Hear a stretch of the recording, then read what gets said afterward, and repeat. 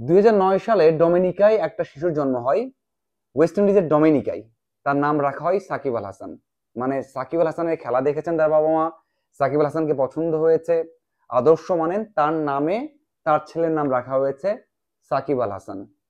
তাহলে বোঝেন যে সাকিব আল হাসানের নামটা কিভাবে সারা বিশ্বে পৌঁছে গেছে। এমন হাজারো ইতিহাস আছে, এমন হাজারো উদাহরণ আছে যে সাকিব আল হাসানের বা তাকে নিয়ে বাংলাদেশ গর্ব করতে পারে।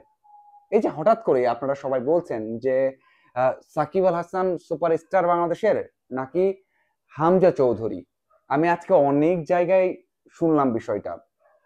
আমি এই জন্যই কোটটা করলাম বা প্রথমের একটা উদাহরণ টানলাম সাকিব আল হাসানকে নিয়ে। সাকিব আল হাসান যদি আর ক্রিকেট নাও খেলেন, তারপরেও তার যার অবদান, তার যে রেকর্ড, সেটা কয়েকজন ভাঙতে পারবেন? কেউ কি ভাঙতে পারবেন? শুধু বাংলাদেশের প্রেক্ষাপটে নয়, ইন্টারন্যাশনাল ক্যারিয়ারেও যা করেছেন সেটা কেউ কি ভাঙতে পারবেন? সেই প্রশ্ন বড় করে আমরা করতে পারি। হয়তোবা কেউ পারবেন না, হয়তোবা বলছি, এটা নিশ্চিতভাবে বললেও ভুল হবে না। তারপরেও হয়তোবা বলতে হচ্ছে, কারণ স্পোর্টসে যে কোনো কিছু ঘটতে পারে। দেখুন, এখন আসা যাক হামজা চৌধুরী। হামজা চৌধুরী এখন পর্যন্ত বাংলাদেশের ক্রীড়াঙ্গনের কিছুই না। এখন পর্যন্ত বাংলাদেশের ক্রিকেটের কিছুই না। আমি আবারও বললাম, যখন বাংলাদেশের জার্সি পরবেন তখন হয়তো বা বাংলাদেশের একজন হতে পারবেন, কিন্তু এখন পর্যন্ত না। তো তার সাথে এমন একজন তুলনা করা হচ্ছে যার সাথে তুলনা সারা বিশ্বের অনেক ক্রিকেটারের সাথে বা কিংবদন্তিরও করা যায় না। এটা সত্যি একটা অ্যাবসার্ড বিষয়, এটা সত্যিই কোনোভাবেই মেনে নেওয়া যায় না। আপনারা যারা আলোচনা করছেন সেই আলোচনাটাও থামিয়ে দেন। মানে এই আলোচনা করে অন্তত সাকিবকে ছোট করেন না, কারণ সাকিবের পর্যায়টা অন্য লেভেলের। আমি একটু হামজাকে নিয়ে কথা বলতে চাই। দেখুন, হামজাকে আপনি কখন কার সাথে তুলনা করবেন? হামজা যখন জার্সিটা পরবেন তখন আপনি তুলনা করতে পারেন ন্যাশনাল টিমে যারা খেলছেন তাদের সাথে। আমরা তো অপমান করছি যে ন্যাশনাল টিমে যারা অবদান রেখেছে এর আগে ফুটবলে, তাদের নাম কি আমরা ভুলে গেলাম? আপনি কি জানেন কাজী মোহাম্মদ সালাউদ্দিন কি করেছেন বাংলাদেশ ফুটবলের জন্য? আপনি কি জানেন সালাম মুর্শিদির রেকর্ড কি আছে? আপনি কি জানেন আহ কাইসার হামিদ কি করেছেন? মনিম মুন্না কি করেছেন? আলফাজ কি করেছেন? আমিনুল ইসলাম কি করেছেন? অবশ্যই জানেন আমিনুল হক কি করেছেন। তাদের তো আপনি কিভাবে ভুলবেন? আপনি যদি হামজাকে তাদের সাথে তুলনা করেন, তাদেরকে অপমান করা হবে। ওকে, তাদের কথা বাদ দেন। আমি এই যে কিংবদন্তির নাম বললাম, সবগুলো ফুটবলার কিন্তু বাংলাদেশের কিংবদন্তি। আপনি তাদেরকে অপমান করছেন, মানে আমরা করছি।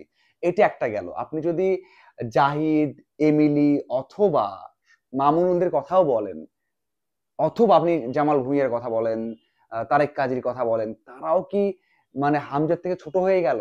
যারা বাংলাদেশ দলের হয়ে খেলেছেন, জয় এনে দিয়েছেন, অনেক মুহূর্ত বাংলাদেশ দলকে দিয়েছেন। একেবারেই না। আমরা কেন মানে কেন কথা বলছি? এই যে আমরা কথা বলছি, এটা হয়তো বেশি হামজার জন্য, যে হামজাকে আমরা গ্রহণ করেছি। হ্যাঁ, আমরা গ্রহণ করেছি, তাকে আমরা অনেক বেশি সাপোর্ট করব। ভালো করুক, আমাদেরকে অনেক সাফল্য এনে দিক, এশিয়ান পর্যায়ে চ্যাম্পিয়ন করুক, তারা তো হয়েই গেল না? ভালো, তখন আমরা আলোচনা করতে পারি। সাকিব আল হাসান 18-19 বছর খেলেছেন, তারপরে কিন্তু বাংলাদেশের সেরা ক্রীড়াবিদ নির্বাচিত হয়েছেন। মানে বাংলাদেশের সেরা ক্রীড়াবিদের পুরস্কার পেয়েছেন। তো সেই পর্যায়ে তো আসতে হয়েছে না? সেই সাফল্যটা আগে পাক। তো সেই দিক থেকে বলবো, যারা আমরা আলোচনা করছি, কেউ না কেউ হয়তো হিট দ্য মোমেন্টে বলে ফেলেছেন। হতে পারে। আমরা তো নিজেরা প্রেজেন্টার, আমরা নিজেরা অনেক কাজ করি, অনেক সময় কথা বলতে বলতে বা অন এয়ার যখন থাকে অনেক কিছু মুখে চলে আসে, হিট দ্য মোমেন্টে বলে ফেলি। এটা নিয়ে কথা বাড়িয়ে হয়তো বা খুব একটা লাভ হবে না, বা এটাতে শুধুমাত্র কাদা ছোড়াছুড়ি হবে, শুধুমাত্র মানে একজনকে ছোট করার চেষ্টা করা হবে।